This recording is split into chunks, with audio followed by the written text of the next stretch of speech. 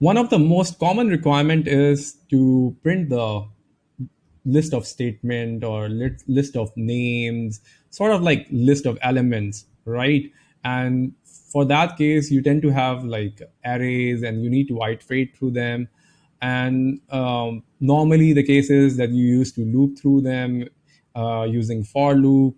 And so let's see how we can do this in React actually. So for this, I will actually have an example with a component called as. I'll try and actually give you an example with the component called as named list. I have already imported over here. I'm going to just call the component and we'll just refresh. Okay, in the component, if you will look at the name list, I have a constant with the names. So it's an array, John, Alex, Shah. So if let's suppose I want to actually print each one of them, one approach could be that I actually use their indexes and obviously print them like this. But this approach, I mean, obviously is not right because you cannot, you cannot use this for long term. Let's suppose if you have an array with 200 or 300 um, elements, then what you will do, you will obviously need to use a more sustainable method. And for that, we are going to obviously iterate through the array, and we are going to use a JavaScript method called that's basically the map method to quickly iterate over an array. So how we can do that? Let's try and actually do this. So first is that over here we use this constant name names dot map, and we're going to call the map method, and within it, um, now take it as the parameter name, so you can have name. Then you're going to use the fat arrow symbol followed by the function body, which includes the transformation of this.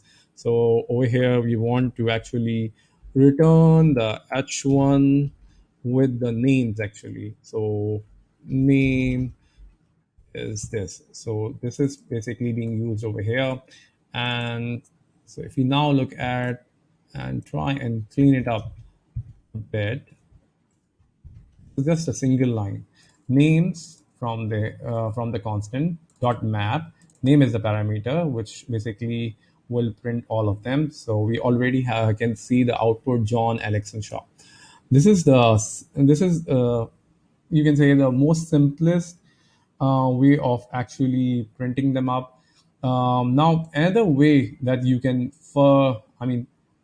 clean this code a bit more is by declaring another constant and have it call it like name list.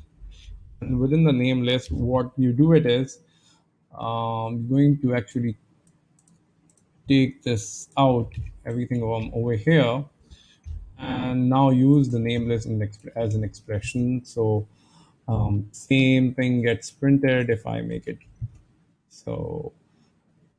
Okay, same. It works the same, just that the code is far more clean. So this approach is far more better. Now, what if we have an array of a person which has like a name and the ID, and it's far more complex than this particular array? To let's just call it. Let's just take another example. This time we call it a person which in the array has different objects. So we have ID with one name could this time be Sean, for example, and in another the other object could be ID 2 and name could be, for example, Alex. In third one could be, for example, ID 3, and over here we have name Shah. Now let's try and see how we can print this or iterate through this. So firstly, I'm just going to comment this out for now. To make it easy for myself, I'm going to copy it. Okay, and we'll move this.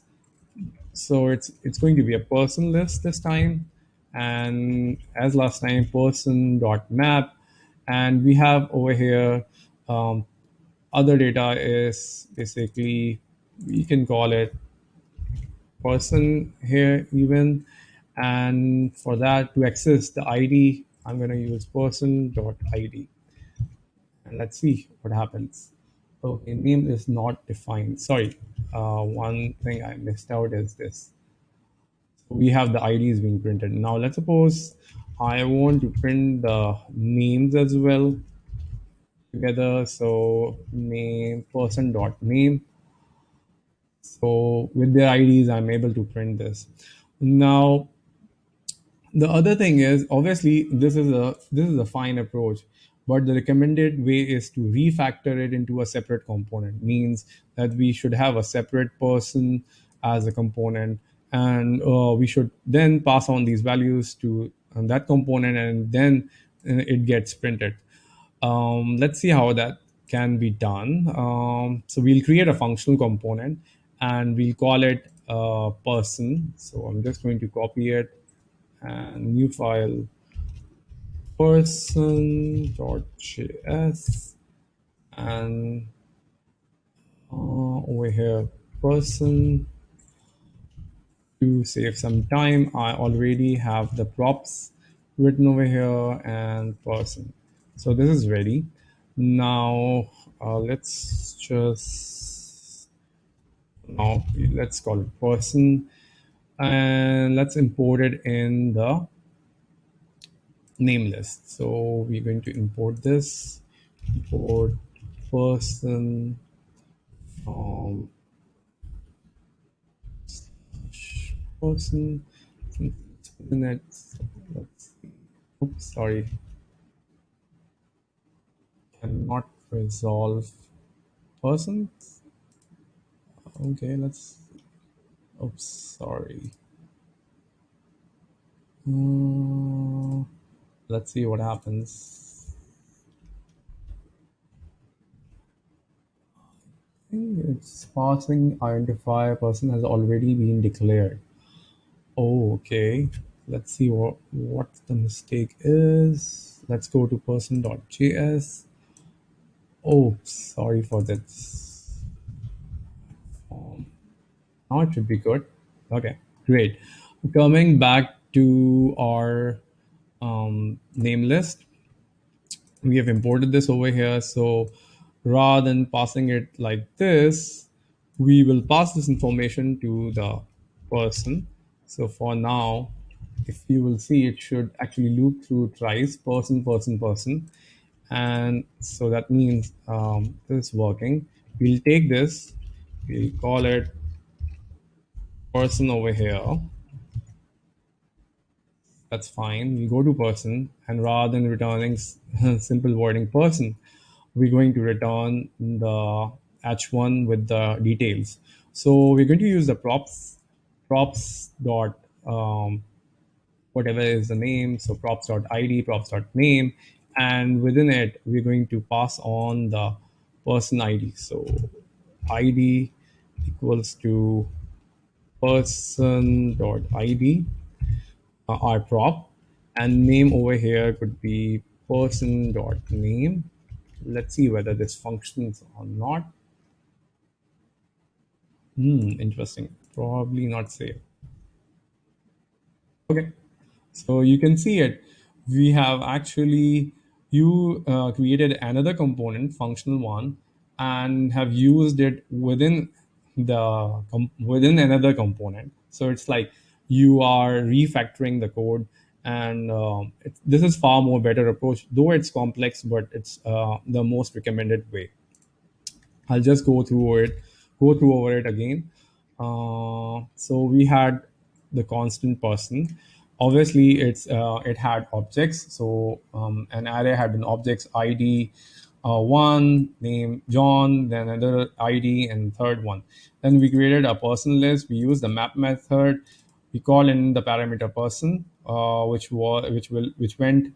actually was used inside. to pass on the values to the person component which we created over here. It was just actually taking the props and printing them, nothing more. And I think rest is self-explanatory that we used this variable over here, as I mean this constant over here, to print them, or you can say to return. And later on, it was this component was called into the main app component to simply, simply wrap it within the app component, main app component.